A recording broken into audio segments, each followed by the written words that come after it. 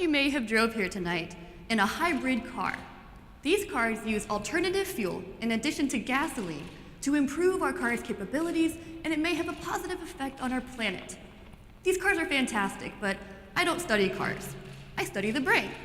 And tonight, I want to tell you how creating a hybrid brain may actually improve our brain's capabilities and impact our health by using alternative fuels as well.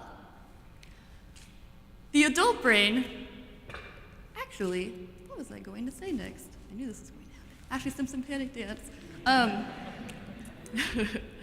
Sorry. Okay, so our brain needs glucose to survive. Energy is very important for our brain to survive. And the adult brain relies almost exclusively on glucose that we get from carbohydrates for fuel. But shortly after we're born, our brain can actually get up to 30% of its energy from an alternative fuel called ketones. During this time, our diet is filled mostly with breast milk, which is really high in fat.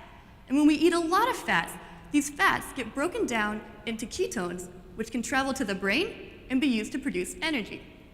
Even in the adult brain, which normally uses only glucose, we can force the brain to start using ketones by eating an extreme Atkins diet. You probably have heard of this diet and how carbs are the enemy. So this diet is very high in fat and very low in carbohydrates, and creates a hybrid brain that now uses both ketones and glucose as fuel. And ketones may actually be a more efficient fuel. So when we start to break down glucose for energy, we actually have to use a little energy just to get things started. But ketones are ready to go. They don't need any energy to get started. So,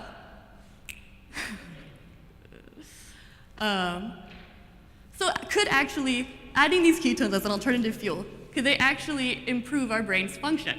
So a common brain dysfunction with out-of-control activity is a seizure.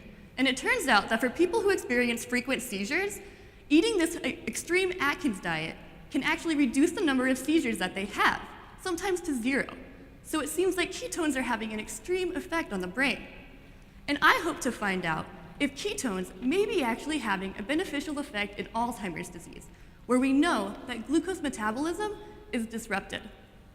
So by switching from a diet that's high in cupcakes and pasta to one that's high in bacon and butter, we create a hybrid brain that uses both ketones and glucose for fuel.